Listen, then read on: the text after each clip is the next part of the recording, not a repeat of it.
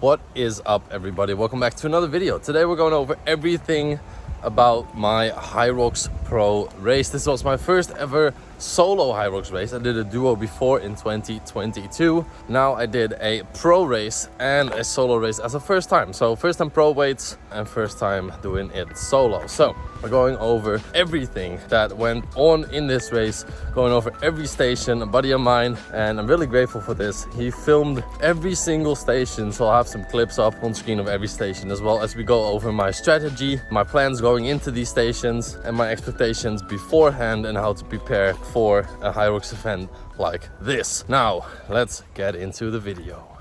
I know why they ain't know me, so I switch spots. Never running out of fuel, so fuck a pit stop.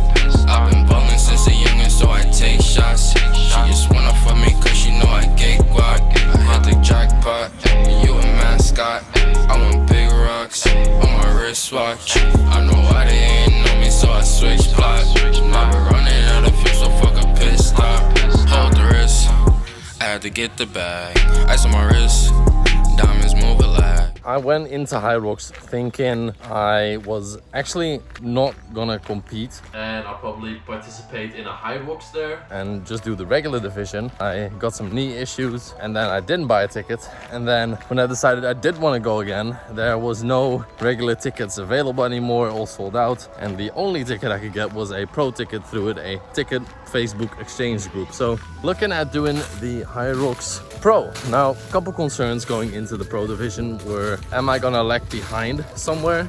Am I gonna be able to compete and hold up with the pros? Now, that turned out okay, more than okay, I'd say. But a couple other concerns were, can I move the two sleds in the middle of the run? The third and fourth station, the sled push into the sled pull, and will I be able to like be fast on the machines, for example? And actually those turned out fine, but mixed feelings.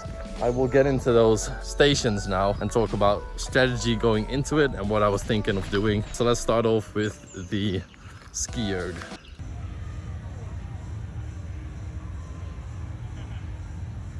Starting off with the ski erg, my thought on the machines was, I'm not gonna win on the machines. I really just need to stay consistent, not push the heart rate up too high, because that will slow down my running speed, and that is where you make up most of your time in this run during those 8 kilometers or the 1 kilometer pieces in between. And then also be fast transitioning through the rock zone, which is the zone where you come into the field and you transition into your station. So just stay jogging in the rock zone. Don't start walking as soon as I come in, and then be consistent on the ski, but not as fast. So I kept I'd say a 155 pace on the ski, and then ended at like a 2 pace. So I would say like a 157, 158 average throughout the entire kilometer. That went fine. And then transitioning into the second station, I was at I think a 160-ish heart rate. I would like to be a little lower, especially knowing that I still had the sled pull or push and pull after, but yeah, not bad.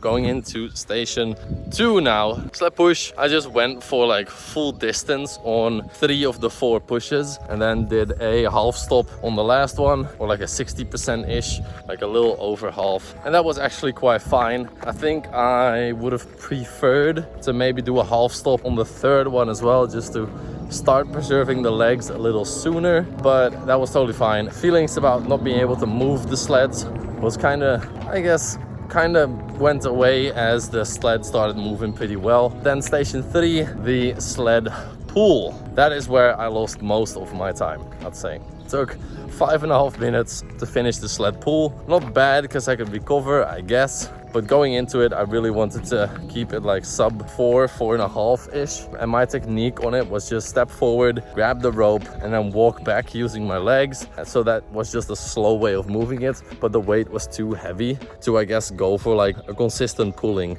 technique. So But that is a station that I really want to improve on for the upcoming event that I'm doing in Amsterdam. This one was in Rotterdam, and I just want to give a big shout out to the organization. It was very clean. Well, for thousands of sweaty people in a room together, it was very clean and it was very well done. So just a big shout out to the Hyrox organization and crew and everybody there, all the volunteers. Thank you for such an amazing event, honestly. So, fourth station, burpees. Now this one gets interesting. Let me get into that.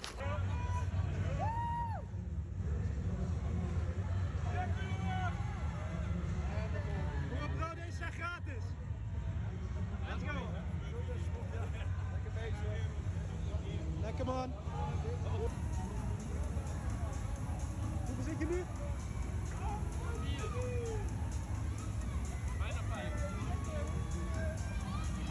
2 minuten 10.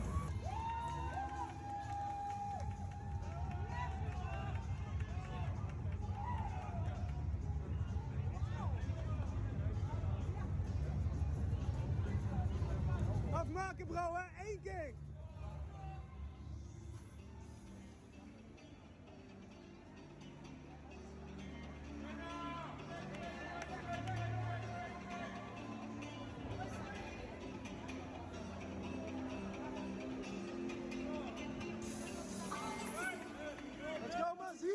Let's go!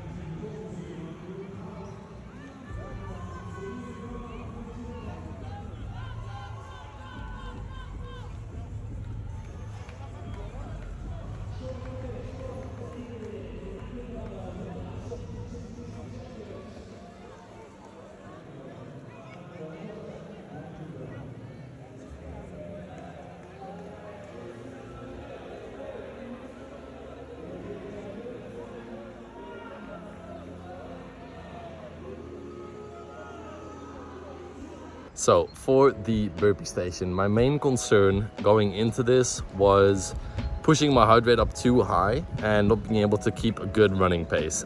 I think I did that a little bit, but I was doing a step up, step down method, or a step up and jump down method to kind of preserve the heart rate and keep the dynamic movements to where I would not push the heart rate, but I would be able to consistently keep on moving. And I think my burpee round was about 4 minutes, which I think is totally fine. It's nothing too fast, it's nothing too slow either. It's just a bang on slap in the middle time. So yeah, on the burpees, stay consistent. If you want to preserve your heart rate and you know that you want to push on the run or do something else, you can do the jumping technique. It's totally fine, but do keep in mind that your heart rate will be pushed up more than you might want. So practice that in training a lot. Again, I had a week before the event where I decided, oh, let me just do a pro event. So yeah, I had a week of preparation to kind of try some stuff. Done a lot of burpees before, don't get me wrong. Like, I do a lot of CrossFit, so a lot of the movements I'm familiar with, but not in a specific Hyrox manner or order. So I'm just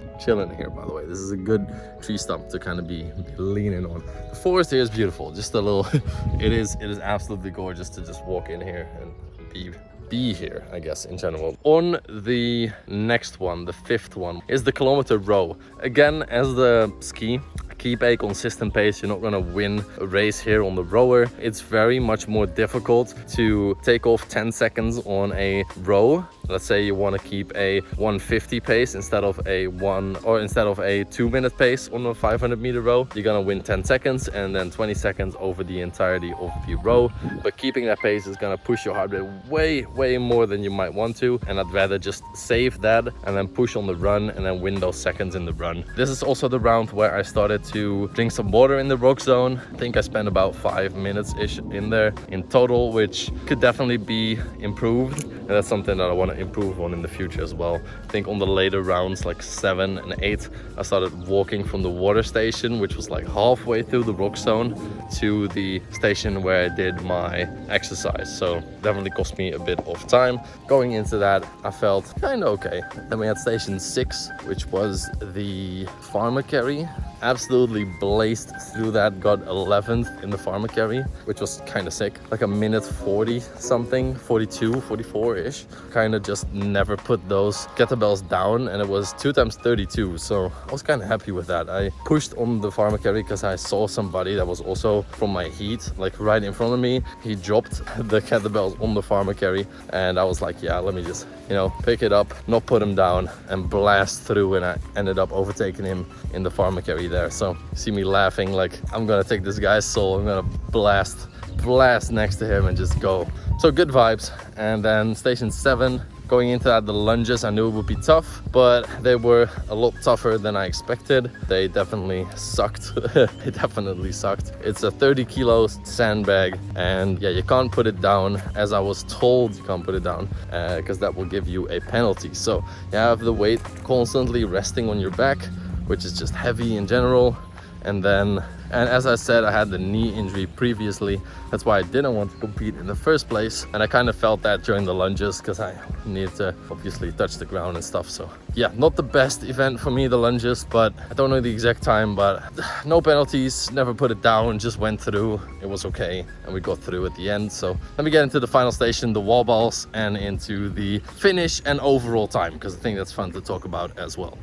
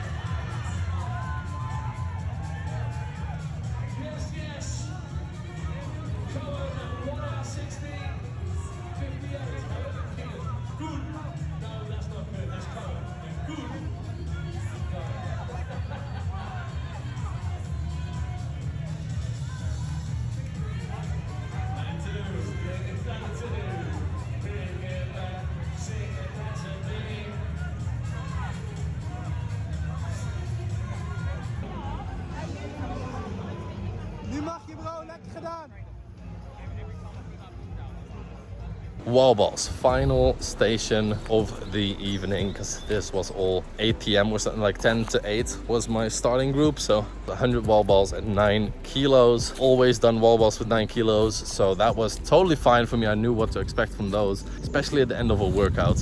So I split them up, 20 and then 4 times 15 and then 20, and I think I did decently on the wall balls. Got 0 no reps, so I was kind of happy with that as well. Felt okay. I think my average heart rate in the entirety of the race was about 159, I think. 1 hour 20 and 14 seconds for my first ever pro Hyrox. Not bad, could definitely be improved, but definitely happy with the circumstances and the 1 week notice. And you know, all things considered, 120 was pretty decent. And in the Hyrox event Amsterdam, I got 5th in my age group, and then I got 48th overall, men and women. So it's definitely not bad. Top 50 out of all the people there doing the pro event. So yeah, and then in Amsterdam I already had that ticket booked. That is a men's open, so I'm not doing a pro in Amsterdam.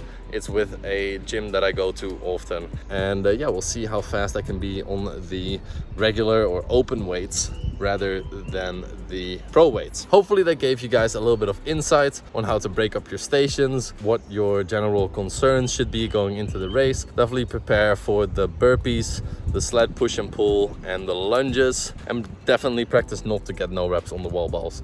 because that will save you a lot of time and frustration as well at the end. Love the fact that they are that strict on the wall balls, just because it makes sense, right? It's annoying to get passed or on the wall balls, for example, by somebody that is doing like upper part of 90 degrees and then hitting the target halfway, and then like, so it makes sense. Love the event, love Hyrox. Awesome event to participate in. Yeah, I hope this gives some insight. So thank you guys for watching. If you want to see more stuff related to Hyrox, CrossFit challenges, superhero training in the future, definitely subscribe, leave a like, check out the other content on the channel. I'll see you guys in the next one. Take care and peace.